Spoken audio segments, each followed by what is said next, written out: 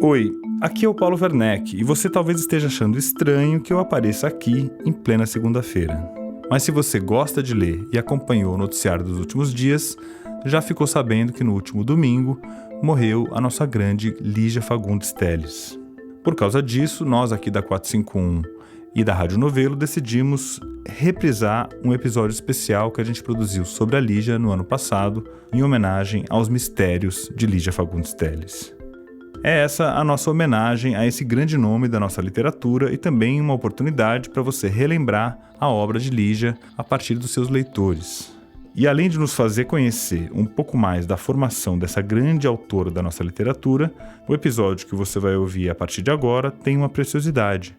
Um texto inédito da própria Lígia, cedido pela neta dela, a Lúcia Telles, especialmente aqui para o 451 MHz. Bem-vindos, então, ao estranho universo de Lígia Fagundes Telles. Este episódio especial do 451 MHz tem o apoio da editora Companhia das Letras.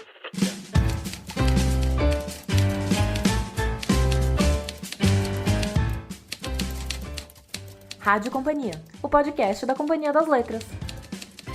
Hoje, para o especial da Lígia Fagundes Telles, nós pedimos à escritora e professora Socorro Acioli um breve depoimento sobre ela, que é uma das maiores e mais influentes escritoras de nosso tempo. Meu nome é Socorro Acioli, eu sou escritora, sou leitora da obra Lígia Fagundes Telles desde muito cedo. Sou assombrada pelo texto dessa mulher, por tudo que ela conseguiu fazer em língua portuguesa, pela coragem de percorrer desde a luz mais sublime dos gestos, das intenções, até a sombra mais profunda da condição humana, sem medo e com muita coragem. É uma honra viver no mesmo tempo em que ela e uma oportunidade de ler Lígia Fagundes Telles na nossa língua, a língua portuguesa. Indispensável.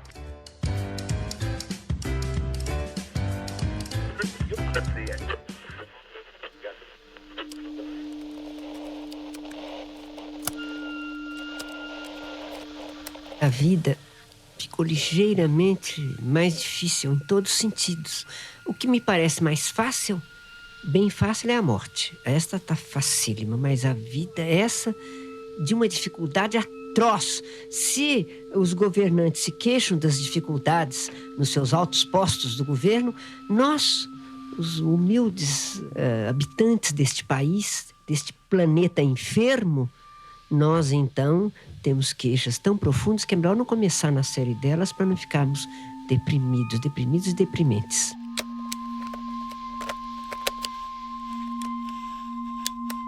A vida ficou mais difícil, disse Lígia Fagundes Telles. A nossa grande escritora disse isso numa entrevista para a Rádio Dourado em 1989. Mas bem que podia estar falando de agora, da pandemia, do flerte com o fascismo, das nossas angústias contemporâneas. Parece que pouca coisa mudou de lá para cá. Mas não é bem assim. A trajetória da Lígia mostra como algumas coisas mudaram desde então, mas muita coisa ainda precisa mudar. A vida dela não tem sido exatamente fácil. A Lígia foi uma das primeiras mulheres a se formar na Faculdade de Direito do Largo São Francisco, em São Paulo. Ela é uma das únicas mulheres a fazer parte da Academia Brasileira de Letras. Foi uma das primeiras a denunciar na literatura as torturas que estavam acontecendo durante a ditadura militar. Os pais dela eram desquitados, que era a única solução que existia quando o casal queria se separar.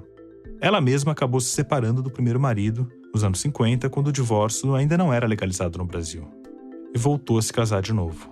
Foi diretora da Cinemateca Brasileira, que guarda alguns dos principais acervos audiovisuais do país. O lugar dela na literatura brasileira é inquestionável. E a literatura da Lígia também não é exatamente fácil, apesar de ter gente que acha o contrário, que veja a obra dela como uma literatura cor-de-rosa ou feminina, como se isso fosse pejorativo. Nesse segundo episódio da coleção Narradores do Brasil, o 451 MHz tenta desvendar os mistérios por trás da literatura da Lígia Fagundes Telles. Ao longo deste episódio, a gente vai olhar mais de perto alguns aspectos que nem sempre são associados à literatura da Lígia, como, por exemplo, a tensão política, que aparece de uma forma bem subterrânea nas histórias. Ou então o erotismo, que perpassa quase toda a obra dela. Também tem uma sombra de terror, que se revela em histórias aparentemente prosaicas, mas que mostram que a Lígia, na verdade, é uma mestra desse gênero. Para falar sobre a vida e a obra da Lígia Fagundes Telles, eu convidei a editora da 451, Paula Carvalho.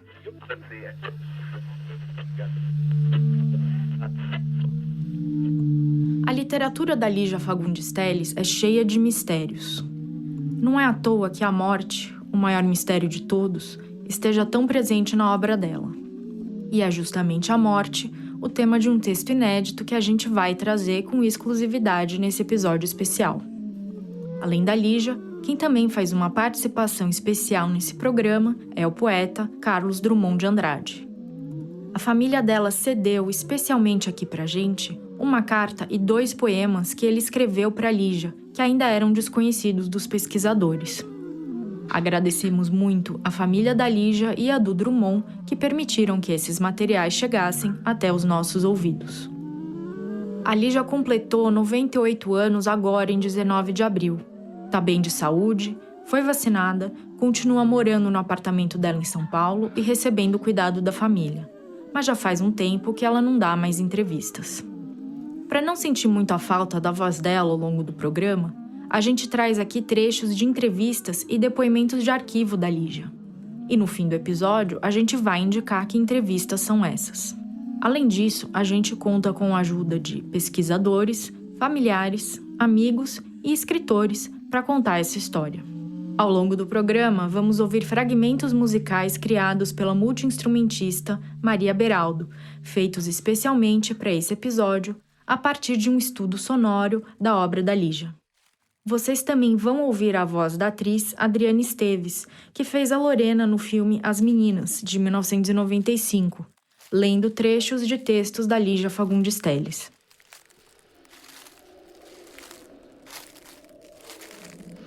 Podia ter escolhido um outro lugar, não? Abrandar a voz. E o que é isso, um cemitério? Ele voltou-se para o velho muro arruinado, indicou com o olhar o portão de ferro carcomido pela ferrugem. Cemitério abandonado, meu anjo. Vivos e mortos desertaram todos, nem os fantasmas sobraram. Olha aí como as criancinhas brincam sem medo. Acrescentou apontando as crianças na sua ciranda. Ela tragou lentamente, soprou a fumaça na cara do companheiro. Ricardo e suas ideias. E agora, qual é o programa? Brandamente ele a tomou pela cintura. Conheço bem tudo isso. Minha gente está enterrada aí. Vamos entrar um instante e te mostrarei o pôr do sol mais lindo do mundo. Ela encarou um instante e vergou a cabeça para trás numa risada. Ver o pôr do sol? Ah, meu Deus! Fabuloso, fabuloso. Me implora um último encontro, me atormenta dias seguidos, me faz vir de longe para esta buraqueira só mais uma vez, só mais uma. E para quê? Para ver o pôr do sol num cemitério.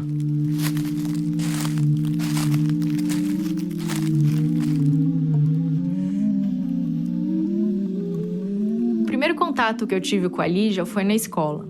Na aula de português, a professora mandou a gente ler Venha Ver o Pôr do Sol, uma antologia curta de contos da Lígia da editora Ática, numa edição tipo daquela coleção para gostar de ler.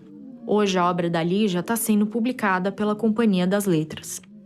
O cotidiano nessas histórias parecia que tinha algo a mais, algo estranho, sobrenatural e até mágico, que não dava para entender direito e muito menos para definir.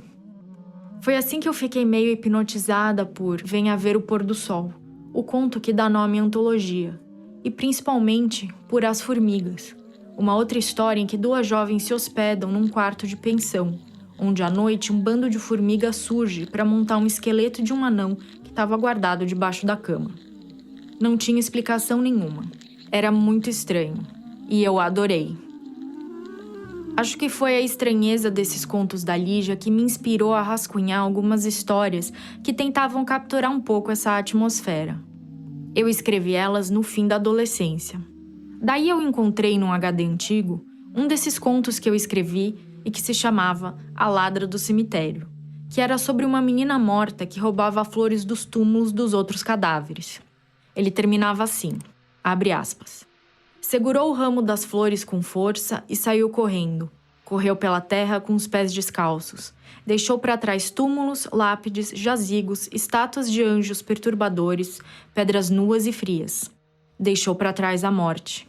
Não lhe importava saber de quem eram as flores, pois o presente era de alguém que não podia retornar. Fecha aspas. Eu, muito jovem, me diverti escrevendo e pensando nas fronteiras que existem entre o que é e o que pode ser inspirado na Lígia. E terror não é exatamente uma palavra que a gente liga normalmente à obra dela. Mas ela adorava histórias que davam medo e de crimes escabrosos. Era esse tipo de história que ela contava para as netas, Margarida e Lúcia, quando elas eram pequenas. Nunca ela foi a vozinha, bonitinha. Essa é a Lúcia. Ai, vou fazer uma historinha bonitinha porque é criança. Ela contava umas histórias na casa dela horríveis. Era uma coisa de terror, de vidas passadas. Eu morria de medo, mas eu ficava fascinada por aquilo. Eu adoro as histórias de terror, até hoje adoro o Poe, Edgar Allan Poe. Ela adorava, ela fazia toda a encenação, é óbvio. Ela conta história muito bem. A Lúcia é professora, e quando ela ainda estava na faculdade, ela começou a organizar e a catalogar fotos, cartas e textos da avó. Foi ela quem comprou um computador para Lígia, e passou a cuidar da correspondência com os leitores e da agenda da avó em viagens de trabalho. Nesses mais de 16 anos de trabalho ao lado da avó, a Lúcia digitalizou, na verdade digitou em alguns casos, um monte de manuscritos. E foi nesse arquivo pessoal da Lígia que a Lúcia encontrou o texto inédito que vai ser lido já nesse episódio. Foi também nesse acervo que ela achou a carta e os 2 poemas que o Drummond escreveu para a avó dela e que também vão aparecer aqui ao longo do programa lidos pela Lúcia. Eu sempre brinquei com ela que ela seria uma detetive maravilhosa, porque ela sempre adorou essas histórias estranhas de uns crimes que não se revelavam, que eu lembro, nossa, a vida inteira ela recortando coisas de crimes que ninguém conseguia descobrir, sabe? O que tinha acontecido e tal. Ela ficava completamente fascinada, tentando juntar as coisas, e ela escreveu sobre isso. A Lígia nos lança o tempo todo sobre o desconhecido. O tempo todo. E ela nos diz que nós somos desconhecidos. Ela nos mostra que o cotidiano é um terror. O Newton Rezende é professor adjunto da Universidade Estadual do Alagoas, campus Zumbi dos Palmares. E ele vem estudando bastante a obra da Lígia e tem desenvolvido a ideia de que a literatura dela renova o conto de terror brasileiro. Porque no dia a dia, nas situações mais corriqueiras, há um mistério. Nós não sabemos o que vai ser depois, nós não sabemos do outro, nós não sabemos da gente. Justamente porque a sua literatura não nos revela algo, mas nos dá a dificuldade do acesso. Eu vejo o texto dela como um texto de terror. É como se ela levasse o terror para o cotidiano sem necessariamente fazer com que o mágico ou sobrenatural invada o cotidiano. Porque o cotidiano é um terror nesse sentido, de que o cotidiano é o desconhecido. Eu desconheço a mim mesmo. Isso é um terror. Então o desconhecido é o verdadeiro terror, porque a gente não tem controle nenhum sobre o que está acontecendo. É o terror do cotidiano. O terror de uma mulher que, às vésperas do casamento, volta para casa depois de uma noitada e encontra a mãe na sua cadeira de rodas, esperando para jogar na cara dela que a vida da filha é um fracasso, como acontece em A Medalha. O terror de um menino órfão e pobre que trabalha na casa de uma família rica e que tem o cachorro de estimação dele morto na noite de Natal, como a gente vê em Biruta, que é um conto muito cruel. É o terror de uma moça jovem que quer sair para pular carnaval, mas hesita porque o pai dela tá convalescendo no quarto ao lado, como no famoso Antes do Baile Verde. Já começou a queixação? Achei que dava tempo e agora eu não posso largar a coisa pela metade, vê se entende. Você ajudando vai num instante, já me pintei, olha aí, que tal minha cara? Você não disse nada, sua bruxa, hein? Que tal? Ficou bonito, Tatisa. Com o cabelo assim verde, você está parecendo uma alcachofra, tão gozado. Não gosto desse verde na unha, fica esquisito. Num movimento brusco, a jovem levantou a cabeça para respirar melhor, passou o dorso da mão na face afogueada. Mas as unhas é que dão a nota, sua tonta. É um baile verde, as fantasias têm que ser verdes. tudo verde. Essa estranheza está em todos os detalhes.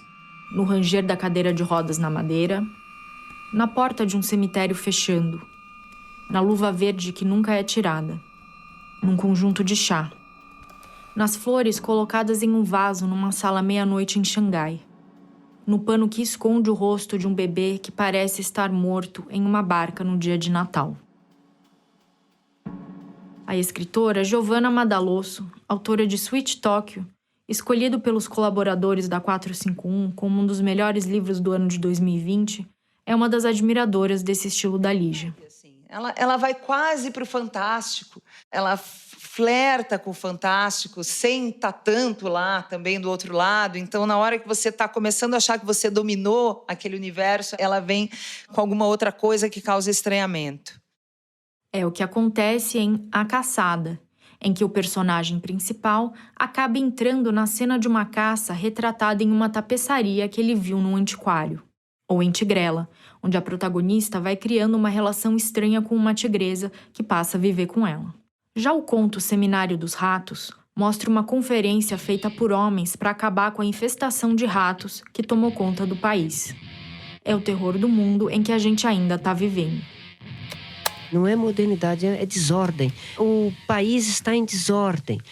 Eu também tenho esperança no Brasil a longo prazo, mas, afinal, nós estamos aqui a curto prazo, neste instante, agora, no presente, e este presente está muito tumultuado.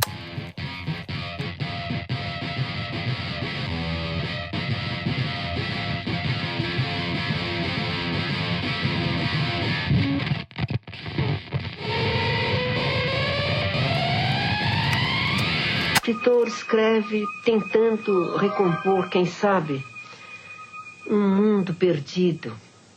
Os amores perdidos, a casa perdida. Ele tenta recuperar, quem sabe, enquanto escreve, a família despedaçada. Tenta recompor, quem sabe ainda, o próprio eu despedaçado. Ele tenta se buscar nas personagens e se buscar em si mesmo. Ele tenta recuperar o paraíso perdido. Nesse paraíso perdido está a infância. A Lígia nasceu na Rua Barão de Tatuí, na região central de São Paulo, em 1923.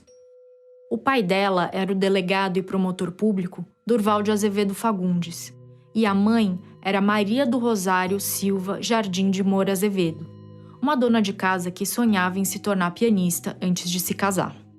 Por causa do trabalho do pai, a Lígia passou a infância em várias cidades do interior paulista, como Areias, Assis e Sertãozinho.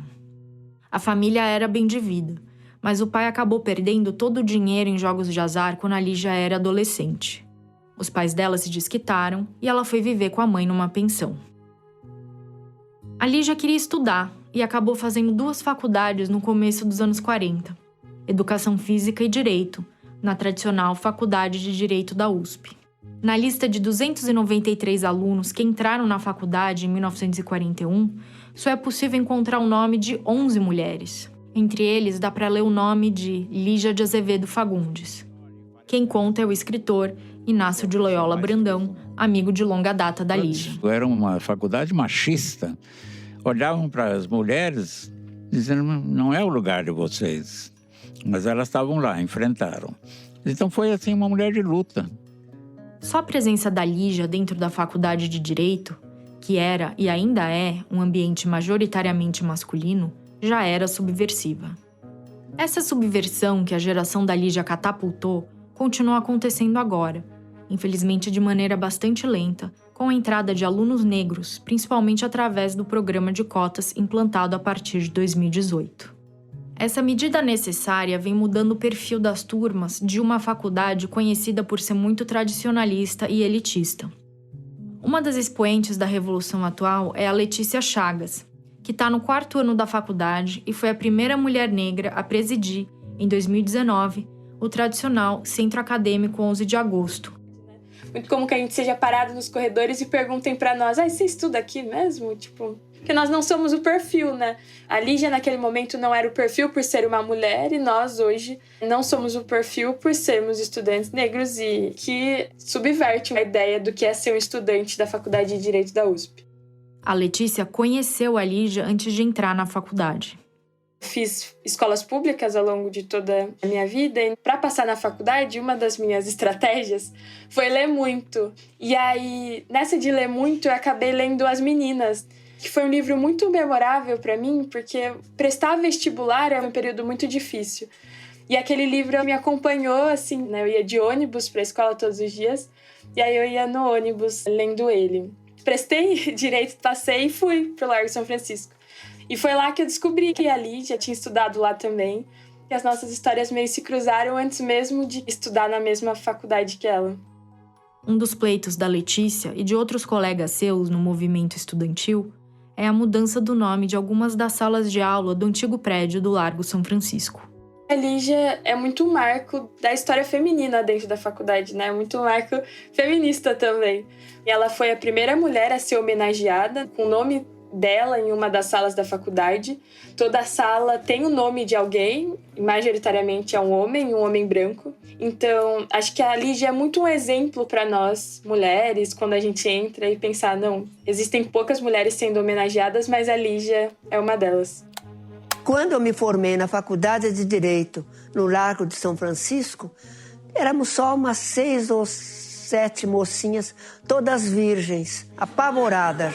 Um rapaz virou para mim e disse: "O que vocês vieram fazer aqui? Casar?" Eu disse: "Também." Começou a revolução. Começou a revolução.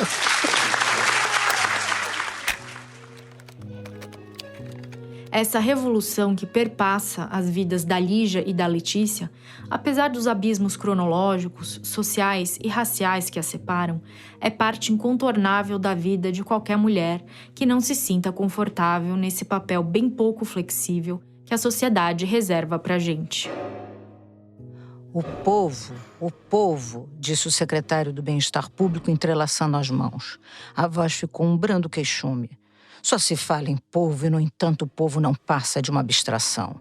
A abstração, Excelência, que se transforma em realidade quando os ratos começam a expulsar os favelados de suas casas, ou a roer os pés das crianças da periferia. Então, sim, o povo passa a existir nas manchetes da imprensa de esquerda, da imprensa marrom.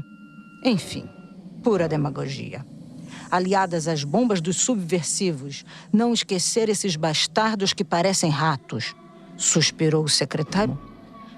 No Egito Antigo resolveram esse problema aumentando o número de gatos. Não sei por que aqui não se exige mais da iniciativa privada se cada família tivesse em casa 1 ou 2 gatos esfaimados. Mas, Excelência, não sobrou nenhum gato na cidade. Já faz tempo que a população comeu tudo. Ouvi dizer que dava um ótimo cozido.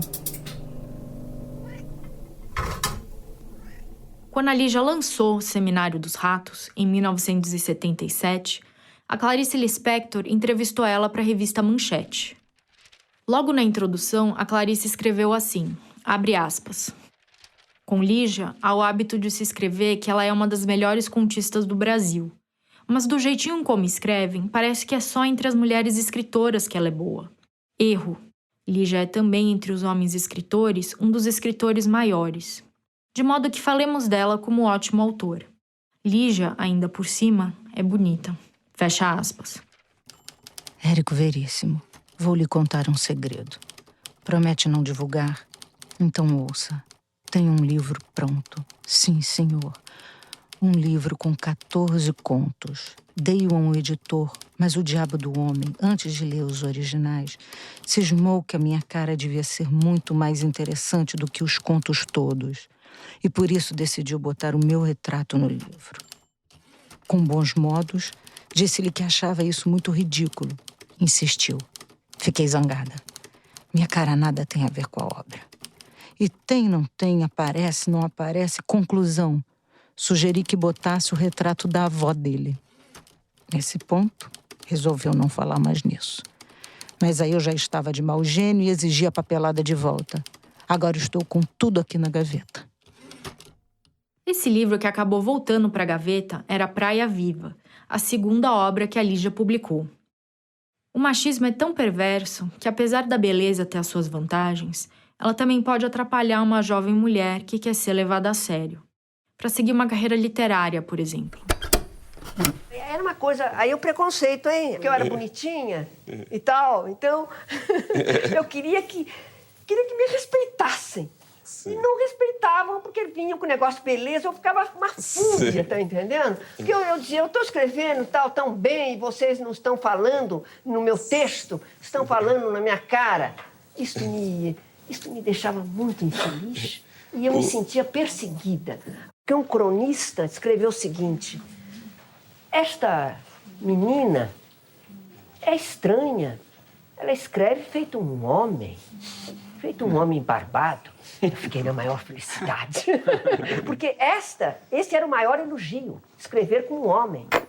Para ser levada a sério, então, a mulher escritora tinha que literalmente ter uma postura séria. A Clarice Lispector, que padecia do mesmo mal de ser uma mulher bonita, deu esse conselho para Lígia. A Clarice, ela disse, Lígia, você tem um defeito. Você dá muita risada. Não pode, ela tinha a língua presa. Não pode rir muito, porque rindo muito não nos levam a sério. Eu disse, então eu vou ficar. Não ria tanto, veja como eu não rio nunca. Aliás, eu dou um doce para quem me trazer uma fotografia da Clarice rindo. Ela não ri. Olha que triste. Quando eu conversei com a Giovanna Madalosso, ela me contou uma história parecida. Quando eu comecei a publicar e tal, rolou até um papo com um amigo meu que ele falou, Giovanna, você não pode, você é escritora, você não pode publicar as fotos rindo, não é uma coisa séria. Ainda hoje tem uma patrulha em cima das mulheres, dizendo como a gente deve ser e como a gente deve se comportar. Mas a Lígia ignorou os que achavam que ela não podia escrever por ser bonita. O ser mulher, de fato, é um componente fundamental da produção de Lígia Fagundes Telles. Essa é a Tami Ganan, crítica literária, booktuber e que, junto com o Newton Rezende e o Carlos Eduardo Souza, coordena a Biblioteca Ligiana, uma página do Instagram que posta fotos, textos, falas da Lígia, trechos de livros e opiniões de críticos sobre a escritora. Os textos ligianos, em sua maioria, são protagonizados por mulheres e se dedicam a capturar pontos de virada na vida das suas personagens, traçando um percurso narrativo que vai desde a perda da inocência na infância, passando pela prática do tornar-se e do ser adulta em um mundo hostil, de relações desencontradas e frequentemente desvantajosas ao feminino, chegando, enfim, à velhice, período em que a fragilidade e o trágico ganham potência na sua literatura. As mulheres ligianas são boas e más a um só tempo, não musas ou servas, não objetos, mas sujeitos da própria vivência. E as mulheres da Lígia lidam com a solidão, com o desespero, com a loucura e lidam, sobretudo, com o outro, que tanto lacera quanto funda o eu dessas protagonistas. E acompanhando as transformações sociais da sua época, exibe também os impasses do feminino negociando com as novas possibilidades de ser, possibilidades em curso ainda hoje. Procuro Lígia em São Paulo, Rua da Consolação, na Fazenda da Palmeira ou em Campos do Jordão. Procuro Lígia no mapa, do mundo aberto em clarão, em Paris, Tegucigalpa, Moscou, Irã, Industão. Não procuro Lígia, encontro-a dentro do meu coração. Carinhos do Carlos, Rio, 19 de abril de 1982. Depois de se formar em Direito, a Lígia passou num concurso da Procuradoria do Instituto de Previdência do Estado de São Paulo e foi funcionária pública lá até se aposentar. Ela sabia que precisava ter um emprego que desse estabilidade financeira para ela poder se dedicar à sua verdadeira vocação, que é a escrita. A Lígia começou a escrever muito cedo. Ela era uma espécie de adolescente prodígio. Os primeiros textos dela foram publicados em jornais quando ela tinha 13 anos. É preciso desconfiar dessa precocidade.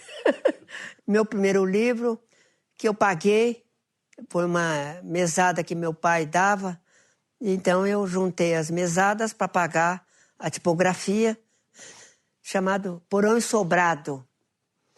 Esse livro, algum tempo depois, eu percebi que era um livro imaturo. Antônio Cândido escreveu: antes será de pedra, esqueça. O resto, juvenilidade. O divórcio, nessa época, ainda não era legalizado no Brasil. Então, logo depois do lançamento do seu primeiro romance, Ciranda de Pedra, em 1954, a Lígia se desquitou do primeiro marido, o Gofredo da Silva Teles Júnior, que tinha sido professor dela na Faculdade de Direito. O Gofredo também é o pai do único filho da Lígia, o cineasta Gofredo Teles Neto, que fez um documentário sobre a mãe em 1990, chamado Narrarte. Em 1965, a Lígia se uniu ao historiador, crítico de cinema, escritor e fundador da Cinemateca Brasileira, Paulo Emílio Salles Gomes, que ela já tinha conhecido na época da faculdade. A década seguinte marcou o auge da Lígia como escritora.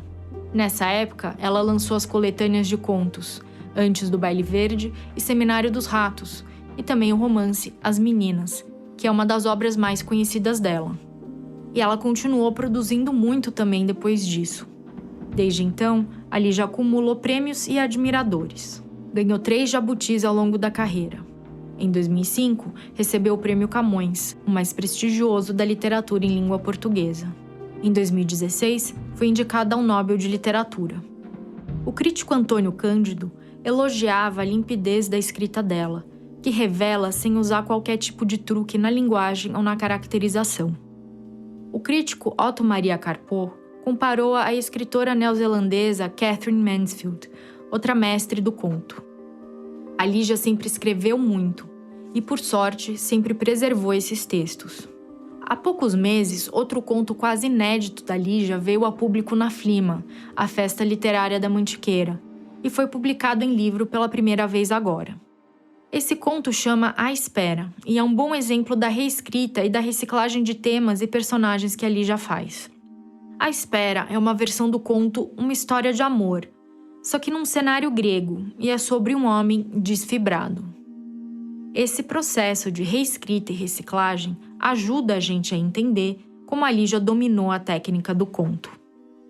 Então, por exemplo, há uma definição que a Lígia fala sobre o conto que eu acho a melhor definição. Esse é, de novo, o professor Newton Rezende, da Estadual do Alagoas. Ela faz uma definição de conto que complementa o que o Júlio Cortázar falou, que o conto é uma fotografia e o romance é um filme. Aí a Lígia diz: o conto é a fotografia de uma árvore, mas há alguém atrás da árvore. Eu acho isso fascinante. Então, no conto há algo que pulsa que nós não sabemos o que é. Nós temos apenas a impressão de que há algo ali, que é essa segunda história. Essa coisa que reverbera. Quando a gente lê as revisões que ela fez em seus textos, a gente vê como ela tem uma consciência do efeito sobre o leitor. O fato do pai da Lígia ter sido um jogador fez com que ela se relacionasse com a escrita nessa mesma chave. Para Lígia, a literatura é como um jogo. Ela diz que se o pai dela apostava nos números, ela aposta nas palavras. E esse é um grande risco que vale a pena correr. Então a Lígia escreve como quem está no laboratório, sabendo que determinada dosagem vai ter determinado resultado. Ela é ardilosa. Ela nos convida para um jogo, sim. Toda literatura é jogo. Mas há jogadores e jogadores. E ela é uma jogadora exímia e é daquela que domina o jogo.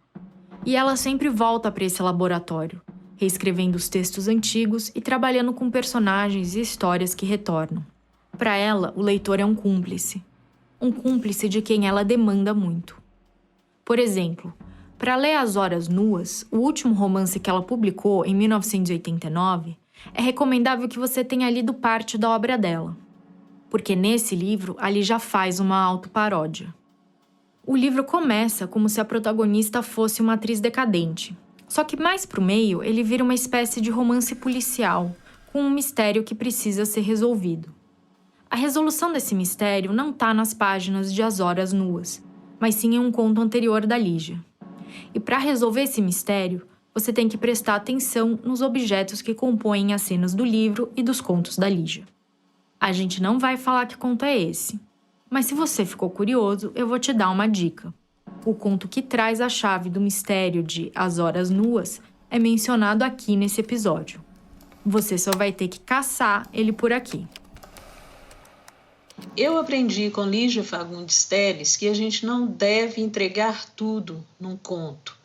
Tem uma obra dela chamada Venha Ver o Pôr do Sol, e nesse conto uma personagem é trancafiada pelo ex-amante dentro de um mausoléu no cemitério. E eu fiquei durante anos remoendo o que será que aconteceu com essa personagem, como ela morreu. Ela teve uma parada cardíaca, ela morreu de desespero, de tanto gritar. O que aconteceu? E aí alguém me lembrou, mas você não lembra que tinha umas crianças brincando na porta do cemitério? E aí eu pensei, poxa, então ela pode ter se salvado. O conto ele ficou totalmente aberto, eu não tinha como saber o que aconteceu com ela. O grande aprendizado da literatura da Lígia Fagundes Telles é a construção de imagens. Ela é uma autora primorosa na maneira com que nos faz enxergar mentalmente as cenas, os detalhes dos personagens, das ações. Então, todo esse aspecto visual da literatura, a Lígia Fagundes Telles explora muito bem. Ela conhece o potencial plástico das palavras e ela sabe colocar o leitor para ser um observador muito próximo do que acontece nas histórias. Ela é uma espécie de arquiteta literária. O que eu sinto que se ganha na leitura da Lígia Fagundes Telles é, sobretudo, uma lição de sutileza. Aquilo que a autora chama de meio tom, de zona cinzenta, em que nada chega a se tornar muito óbvio, muito transparente. Pelo contrário, muito lentamente a autora vai se aproximando do sentido, sem, no entanto, chegar a obscurecer a mensagem ou obscurecer a linguagem. Pelo contrário, quando a gente se aproxima do final do texto, sem nenhuma obviedade, o sentido se faz muito cristalino e muito potente. Primeiro, ela tem um poder de síntese impressionante. O poder de síntese, de concisão, não tem uma palavra que sobra. A Lígia, inclusive, se eu não me engano, ela fala que ela aprendeu isso com Machado, né? Então, vem um aprendendo com o outro aí dentro dessa história. E eu acho que isso, para mim, foi uma grande influência. Revisar o texto e repensar até que não sobre mesmo nada fora do lugar. Os diálogos dela são incríveis também. Eu aprendo que Lígia não é confiável. Não confiem na Lígia Fagundes Telles, não confiem nos personagens da Lígia. Todos mentirosos e mentirosas. Nos primeiros parágrafos de seus contos, por exemplo, Lígia não esconde que determinado personagem é invejoso, é invejosa. Ela vai usando as palavras na medida exata da inveja, da mesquinhez daquele personagem. A gente quer saber até onde vai a capacidade que Lígia tem de nos envolver, de nos enganar com aqueles personagens, digamos, humanamente desumanos. Não confiem na Lígia. Em toda grande escritora, em toda grande mestra, a gente não pode confiar. Confiem nisso. Esses foram os escritores Cidinha da Silva, Tércia Montenegro, Julian Fuchs, Giovanna Madalosso e Marcelino Freire.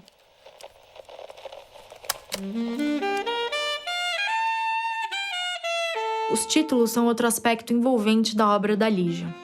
Eles são muito bonitos e sonoros. Às vezes, você só quer ler a história para entender o significado do título, que é meio misterioso. E quem escreve sabe que dar título é muito difícil. Aqui, a Giovanna Madalosso.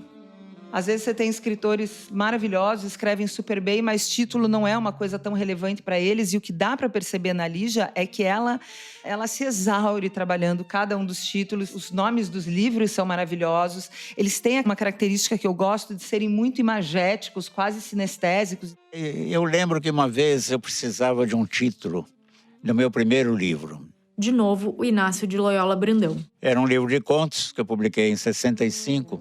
Eu falei, Lígia, me ajuda num título. Ela falou, o livro é teu, você que tem ideia do interior do livro, você então tem que pegar uma coisa muito intrigante, muito poética, assim que o cara olha o título e fala, o que é isso? Ela começou a me dar uma lição de como tentar fazer um título, porque eu não tinha a mínima ideia, eu fazia título de reportagem, eu fazia título de jornal, que tinha que ser também chamativo. Aí ela diz assim, se você conseguir um título que o leitor olhe e fale, eu quero esse livro, você é a pessoa mais feliz do mundo. Venha ver o pôr do sol. Venha ver o pôr do sol. Ciranda de pedra. Conspiração das nuvens. A noite escura e mais eu. Lua crescente em Amsterdã. O jardim selvagem. A disciplina do amor. Uma branca sombra pálida. Durante aquele estranho chá. Meia-noite em ponto em Xangai. Apoulas em feltro negro. A estrutura da bolha de sabão. A Lígia escreveu muito sobre os sonhos dela. E esse texto inédito que a família da Lígia cedeu especialmente para esse episódio do 451 MHz trata justamente de um sonho. Esse é um texto que está num arquivo que a gente tem com textos que não foram publicados. Ele não tem data, eu acredito que ele seja do começo da década de 80, que ele estava junto de outros textos desse período. É um texto que tem um pouco de solidão, um pouco de alegria, um pouco de encantamento. Tem passagens quase engraçadas dessa relação com a morte, pesada e suave ao mesmo tempo. Nós não falamos sobre este texto especificamente, mas a gente sempre conversou muito sobre a morte, o que é a morte e o que esperar dela, qual é o medo da morte ou não o medo da morte. A Lúcia já tinha falado que ela achava que a avó daria uma grande detetive. Nesse texto, intitulado A Morte, a Lígia tenta, através de um sonho, e como uma detetive, entender o que acontece quando a gente não tá mais aqui. Vou lhe contar meu sonho, um sonho tão bonito e que me fez tanto bem que não resisto ao impulso de passá-lo adiante, na esperança de que traga a alguém a metade, ao menos a metade, da paz que me trouxe. Mas antes você vai me prometer que não procurará realizar aqui suas altas interpretações freudianas. Não, nada disso, eu lhe peço. Nada de complicar com simbolismo o que foi tão claro, tão nítido. Afinal, o que há de mais belo na vida e na morte, é o mistério. Desgosta-me essa preocupação constante de se racionalizar a realidade e o sonho. Deixemos de lado as lúcidas análises. Quando eu digo nuvem, é nuvem mesmo. Quando eu digo montanha, é montanha mesmo e não outra coisa. Fiquemos apenas na interpretação primária do entendimento, até das criancinhas. Era noite, eu estava num campo que podia ser também um mar.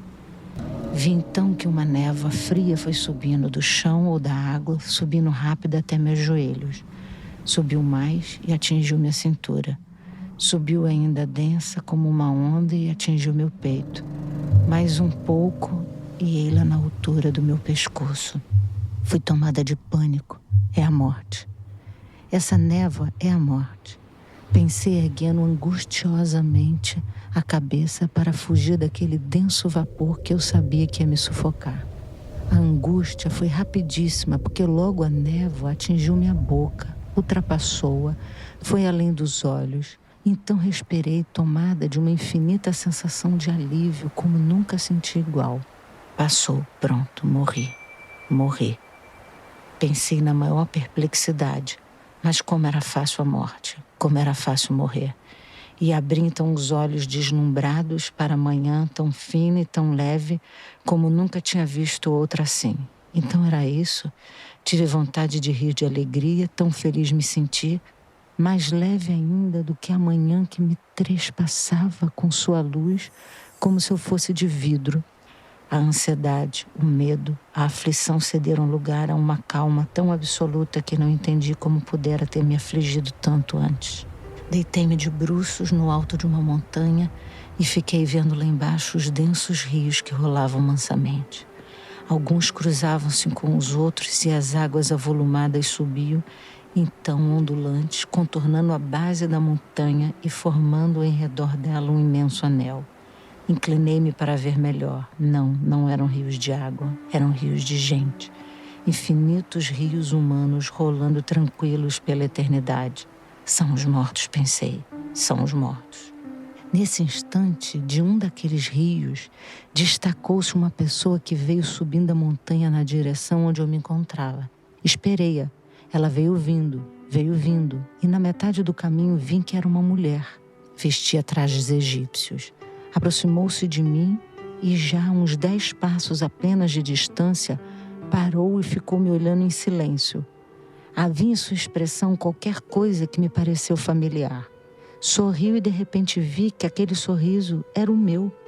Vi que o sorriso era meu e meu aquele rosto que encarava como se eu encarasse um espelho.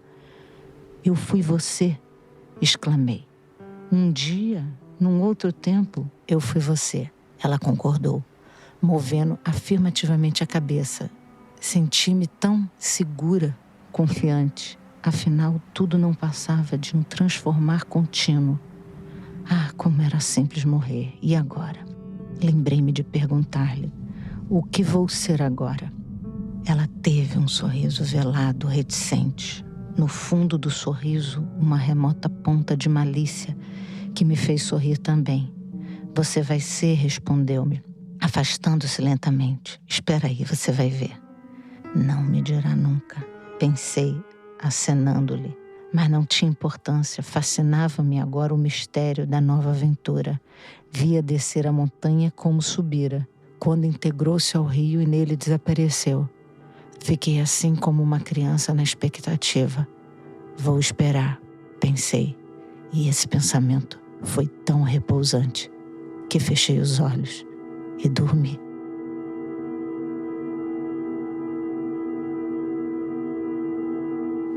Se a máquina do tempo nos tritura, ao mesmo tempo gera imagens novas. Renascemos em cada criatura, que nos traz do infinito as boas novas. Lígia, amiga de toda a vida, o mais cristalino e doce pensamento para você nessa virada do ano. Carlos, Rio, Natal, 1979. Na obra da Lígia, o romance As Meninas tem uma posição muito especial. É a história de 3 jovens universitárias que vivem numa pensão de freiras em São Paulo, na época da ditadura militar. A Lorena é a burguesinha que está apaixonada por um homem mais velho que é casado. A Lia está envolvida com grupos políticos clandestinos que lutam contra a ditadura. A Ana Clara é dependente de drogas e trabalha como modelo. O livro tem 4 narradores, 4 vozes diferentes. Além das meninas, tem um narrador em terceira pessoa. E essas vozes se sobrepõem umas às outras. Às vezes no mesmo parágrafo, às vezes numa mesma frase.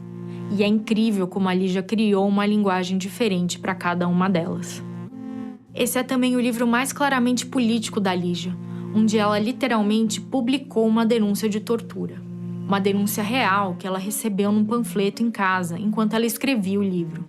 A gente pode ouvir uma gravação da própria Lígia lendo um trecho desse panfleto. Ali interrogaram-me durante 25 horas enquanto gritavam traidor da pátria, traidor. Nada me foi dado para comer ou beber durante esse tempo. Carregaram-me em seguida para a chamada capela, a câmara de torturas. Iniciou-se ali um cerimonial frequentemente repetido e que durava de 3 a 6 horas cada sessão. Primeiro me perguntaram se eu pertencia a algum grupo político. Neguei. Enrolaram então alguns fios em redor dos meus dedos, iniciando-se a tortura elétrica. Deram-me choques inicialmente fracos que foram se tornando cada vez mais fortes. Depois obrigaram-me a tirar a roupa.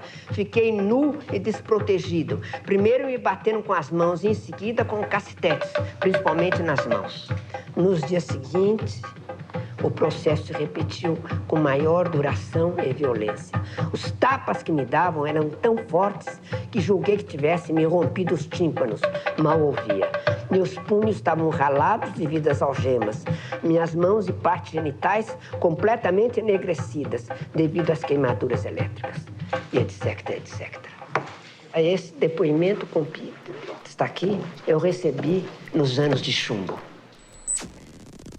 É inacreditável que esse texto tenha passado pelo crivo da censura e sido publicado em 1973, em pleno governo do Médici.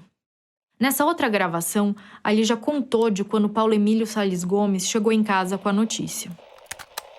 E depois, de repente, um dia ele chegou em casa com uma garrafa de vinho tinto e dando risada disse: olha, Lígia, aconteceu uma coisa ótima. Eu fiquei sabendo que o censor do seu livro, ele achou o seu livro tão chato que não passou da página 40. E a descrição está em 100 e poucos. Aí ele disse: eu trouxe esse vinho para comemorar. Aí foi o vinho mais gostoso que eu tomei na minha vida, vinho tinto, delícia.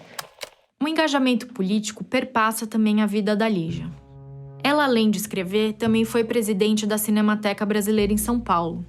E não dá para não comentar aqui que, enquanto a gente grava esse programa, a Cinemateca está fechada e abandonada, não só por causa da pandemia, mas por descaso mesmo do governo federal.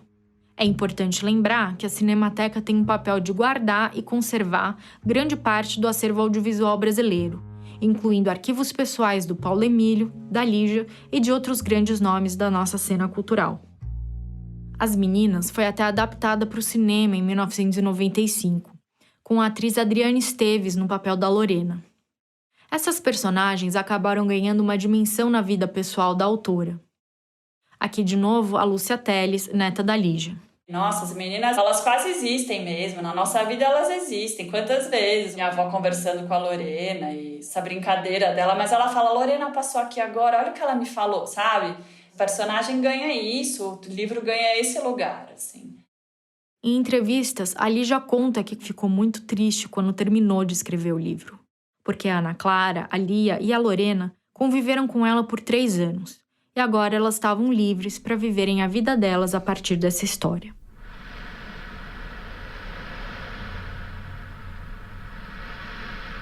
Ana Clara contou que tinha um namorado que endoidava quando ela tirava os cílios postiços. A cena do biquíni não tinha a menor importância, mas assim que começava a tirar os cílios, era a glória, os olhos nus. Em verdade vos digo que chegará o dia em que a nudez dos olhos será mais excitante do que a do sexo. Pura convenção achar que o sexo é obsceno. E a boca? Inquietante a boca mordendo, mastigando, mordendo um pêssego, lembra? Se eu escrevesse, começaria uma história com esse nome: O Homem do Pêssego. Assisti de uma esquina enquanto tomava um copo de leite, um homem completamente banal com um pêssego na mão.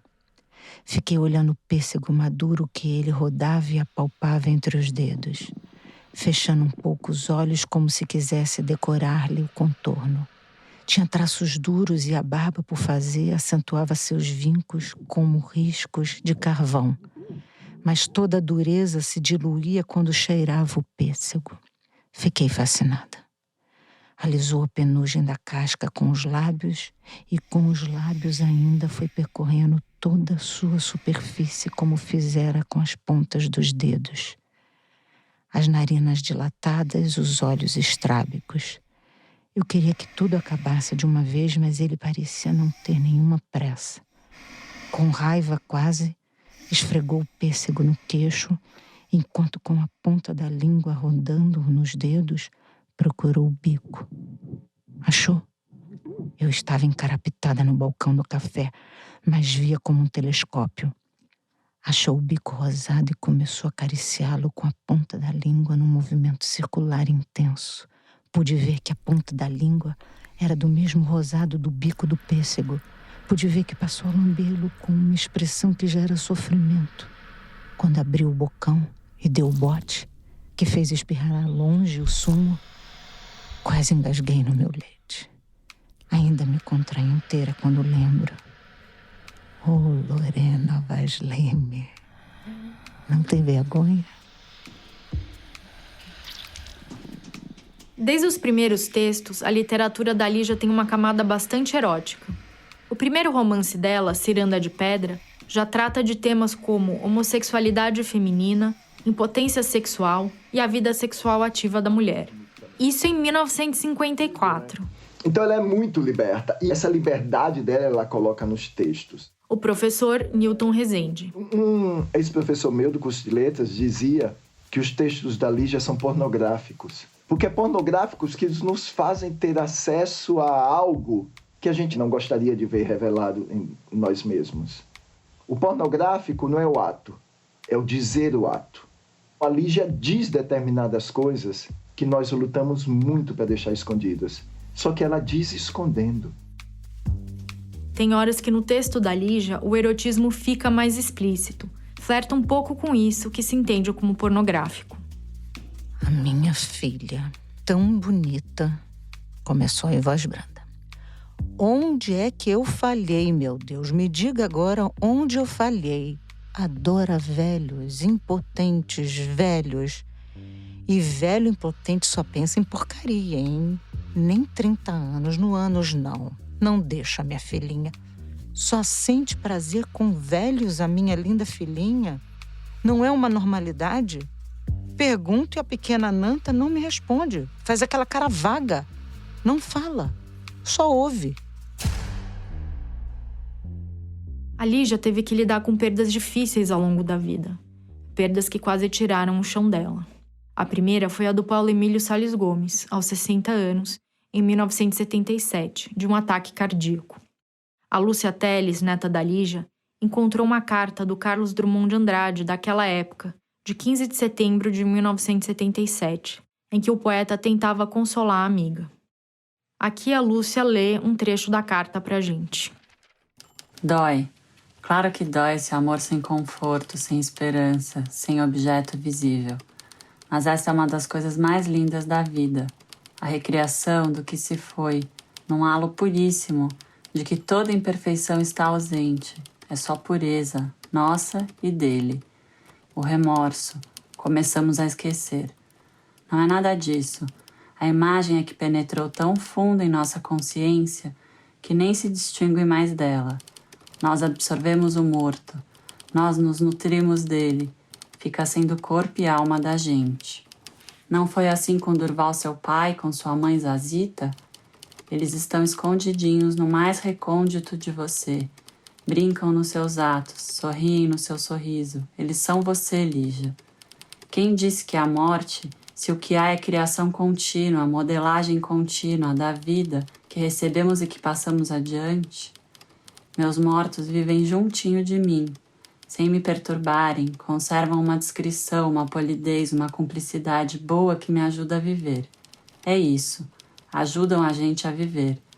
Nem preciso de doutrinas espiritualistas para senti-lo. É tão evidente que considero meus mortos muito mais vivos e reais do que tanta gente por aí com quem cruzo na rua. Outra perda precoce da Lígia foi em 2006. A do filho, o cineasta Gofredo Teles Neto. Ele só tinha 52 anos e morreu do coração no meio de uma cirurgia para tirar uma hérnia de disco.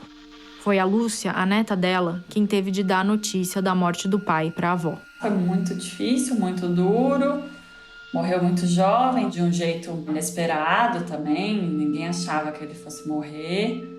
Acho que foi a coisa mais difícil que eu tive que fazer na vida, foi chegar na casa dela à noite e dar a notícia da morte dele. É tão complicado isto, é tão difícil. Eu tinha um filho, eis que o filho morreu, aí eu fiquei só. Então, me abracei apaixonadamente a minha carreira, que é o que me restava. Escrevo bem, escrevo mal, não interessa. Pra mim foi horrível, foi assustador, porque eu pensei, bom, agora se ela também morrer, passou um tempo muito difícil, tomou remédio, uma depressão, uma coisa dura, e daí começou a trabalhar.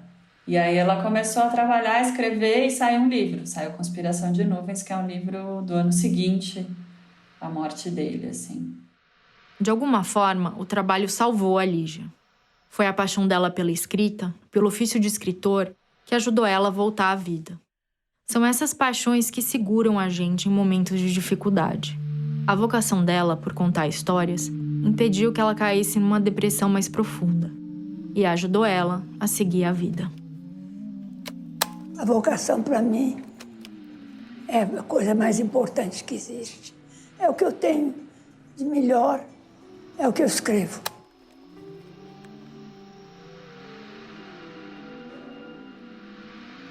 Uma viagem nossa para Salvador, no fim da década de 90. A gente ficou num hotel no Rio Vermelho, ali no Morro do Rio Vermelho, num hotel que tem ali bem em cima do mar, assim. E eu me lembro, uma noite a gente no quarto, eu tava vendo TV, ela me chamou na varanda do hotel e falou, vem ver. E era em cima do mar mesmo. À noite, um mar lindo, ela ficava horas ali, ela tem uma coisa com o mar forte, assim. E ela me falou uma coisa tão linda que até hoje eu sempre penso nessa ideia. Ela falou que em outras vidas ela tinha sido um peixe. E que como eu era neta dela, eu também já fui peixe. Que então se um dia o mar cobrisse a terra, nós duas saberíamos bem o que fazer, que era nadar. E de fato nós duas, eu nado muito, gosto de nadar e ela também. Eu sempre penso nisso, então se tiverem as dificuldades grandes e a vida às vezes parecer quase insuportável, tem uma outra saída.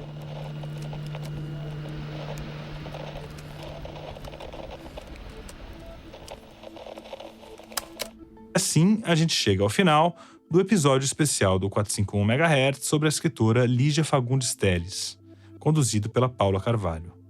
Paula, muito obrigado. Mas antes de terminar, eu tenho um desafio para lançar para você, que é ouvinte do 451 MHz. Se a Lígia ainda tem esperança no ser humano, no que é que você tem esperança? No que é que você se agarra para lidar com tempos tão difíceis como os que estamos vivendo? Quem der a resposta mais criativa, na opinião da equipe da revista, ganha um kit com 4 livros da Lígia Fagundes Telles lançados pela Companhia das Letras. Para participar, é só publicar a sua resposta nas redes sociais, Facebook, Twitter ou Instagram, com a hashtag DesafioLígia, Lígia com Y. @ é 451, tudo junto por extenso. Mas atenção, a promoção vale para as respostas recebidas até o dia 25 de julho. No dia 6 de agosto, a gente vai anunciar o ganhador no 451 MHz e nas redes da 451. As respostas poderão ser divulgadas no site, na newsletter e nas redes da revista. Bom, eu quero deixar um agradecimento especial para os entrevistados desse programa. A professora Lúcia Telles, o professor, escritor e cineasta Newton Rezende, os escritores Inácio de Loyola Brandão, Giovanna Madalosso, Cidinha da Silva, Marcelino Freire, Julian Fuchs e Tércia Montenegro, a estudante de Direito e presidente do Centro Acadêmico 11 de Agosto, Letícia Chagas, a crítica literária e booktuber Tami Ganan, ao Hélio Goldstein, que nos deu acesso ao seu documentário Lígia, uma escritora brasileira, ao Claudinei Ferreira e ao Jorge Vasconcelos por autorizarem o uso da entrevista com a Lígia no programa Certas Palavras da Rádio Eldorado, e também a Lúcia Riff e aos herdeiros do Carlos Drummond de Andrade por autorizarem a leitura da carta e dos poemas do Drummond nesse episódio. O 451 MHz é uma produção da Rádio Novelo para a Associação 451. Eu, Paulo Werneck, sou responsável pela direção-geral do 451 MHz e da coleção Narradores do Brasil. O primeiro episódio foi sobre o Rubem Fonseca e está disponível no feed do 451 MHz. A Paula Carvalho assina o roteiro e o Vitor Hugo Brandalize a coordenação geral desse episódio. A produção ficou a cargo da Gabriela Varela. A Cláudia Holanda editou esse episódio. A edição adicional e a sonorização foram feitas pela Paula Scarpim. A música tema do 451 MHz é obra do Guilherme Granado e do Mário Cap. Este episódio teve trilha adicional composta pelo Daniel Lima Verde. A multi-instrumentista Maria Beraldo fez um estudo sonoro da obra da Lígia e compôs os fragmentos musicais que ilustraram esse episódio especial. Eu queria deixar aqui um agradecimento especial a Maria Beraldo, que mergulhou na obra de Lígia especialmente para o 451 MHz. A preparação de locução para esse episódio foi feita pela atriz e diretora Mica Lins. A finalização e a mixagem do programa são do João Jabassi e a coordenação digital é da Juliana Jäger. A arte desse episódio foi feita pelo Rafa Campos Rocha. E tudo isso foi feito com o apoio inestimável da redação da 451. As gravações para esse episódio foram feitas com o apoio técnico do Gustavo Zisman e dos estúdios Confraria Sons e Charutos e Tira no Som.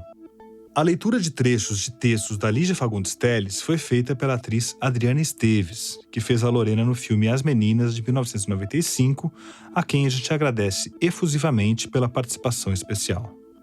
Na ordem, foram lidos os seguintes trechos: Venha Ver o Pôr do Sol, Antes do Baile Verde, Seminário dos Ratos, Carta de Lígia escrita a Érico Veríssimo, que está no acervo do Instituto Moreira Salles, A Morte, As Meninas e As Horas Nuas.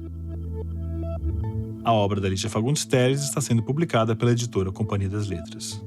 Os áudios da Lígia vêm das seguintes origens: Programa Certas Palavras da Rádio Eldorado, de 1989, apresentado por Claudionei Ferreira e Jorge Vasconcelos, que está no acervo do Museu da Imagem e do Som de São Paulo.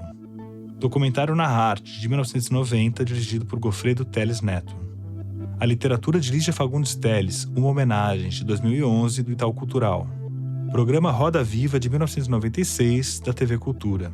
O escritor por ele mesmo, Lígia Fagundes Telles, de 1997, do Instituto Moreira Salles. E do documentário Lígia, uma escritora brasileira, de 2017, de Hélio Goldstein. E eu não poderia deixar de agradecer, nesse episódio especial, a todos os nossos ouvintes entusiastas. É isso aí, a gente criou aqui na 451 um plano de assinatura especial para você que gosta de ouvir o nosso podcast e quer nos mandar uma força extra. Com o plano Ouvinte Entusiasta, por R$20 por mês, você dá uma força extra aqui para o 451 MHz e também para produzir outros episódios narrativos da coleção Narradores do Brasil. Em troca, você recebe acesso completo ao nosso site e também ao nosso clube de benefícios, que dá direito a descontos de até 30% em livros e outros produtos culturais. Então, muito obrigado aos nossos ouvintes entusiastas. Renata Campos Salles Moraes Abreu, Márcia Adorno, Guilherme Alpendre, Neuza Chiurso Alpendre, Ana Amorim, Leonardo Maciel Andrade, Vanessa Lopes Baldin, Maria Paula Barbosa, Cristina Ribeiro Barcins, Leila Barreto, Thiago Barreto, Thaís Bichar, Carmo Emanuel Almeida Biscardi, Samuel Valim Bolonha, Aline Bona, Célio Braga, André Bressan, Patrícia Carneiro de Brito, Marina Buendia, Bruno Bonamiche Bueno, Alexandre Rodrigues Caetano, José Osmar Azevedo Carneiro, Teresa Bunte de Carvalho, Eduardo Martinelli Carvalho, Cecília Tumbler de Carvalho, Lucas Carvalho, Luciano Carvalho, Murilo Carvalho, Cecília Castellini, Carolina Chagas, Camila Chaves, Paula Colonel, Paulo Roberto Alves Moreira da Conceição, Cláudia Sampaio Costa, Walter Craveiro, Ana Carolina Lessa Dantas, Luiz Eduardo Pinto Basto Tourinho Dantas, Leonardo de Lucas da Silva Domingues, Gustavo Dutra, Ronaldo Ribeiro Ferreira, Valdomiro José da Silva Filho, Paula Fontana Fonseca, Márcia Cristina Fraguas, Luísa Franco, Érica Jorginho, Sandrine Giz, Cecília Góes, Marina Filomena Gregório, Caroline Greve, Júlia Guarilha, Maria Guedes, Ana Isayama, Gustavo André Ramos Inúbia, Paula Juchen, Suzana Yun, Fábio Calvan, Ilana Katz, Marjorie Leite, Leila Lima, Mirna Lima, Débora Lima, Marieta Madeira, Leila Celina Silva Magalhães, Carla Maia, Roberta Marquezin, Maria Cristina Savaia Martini, Francisco Mastro Piero, Rita Mata, Valéria Medena, Vitor Muniz, Luiz Antônio Timóteo Nicoliello, Ana Novaes, Lígia Helena Salles Nunes, Bruna Manuel Carvalho Oliveira, Rosângela Aparecida Dantas de Oliveira, Ana Pessoa Pacheco, Tomás Pereira, Luísa Plastino, Diana Radomiro, Janis Rocha, Douglas de Oliveira Rocha, Heloísa Vieira da Rocha, Leni Manzati Rodrigues, Radmila Salviana, Ana Marta de Santana, Fábio Cunha dos Santos, Juliano Machado dos Santos, Marcela Costa, Mota dos Santos, Marina Rodrigues dos Santos, Luiz Eugênio Sena, Gustavo Senechal, Gabriel Barbosa Silva, Alexandre Luiz Pereira da Silva, Maria Rosalina Silva, Vitor Hugo Siqueira, Guilherme Sorgini, João Pedro de Souza, Ana Maria Pedrosa Safra de Souza, Adriana Teixeira, Cíntia Vasconcelos, Pedro Emanuel Costa Vaz, André Viana, Orlando Vilar, André Wolff, Flávia Bezerra, Tony Xavier. Muito obrigado a todos os nossos ouvintes entusiastas. O 451 MHz é uma produção da Rádio Novelo para a Associação 451. Eu sou o Paulo Werneck.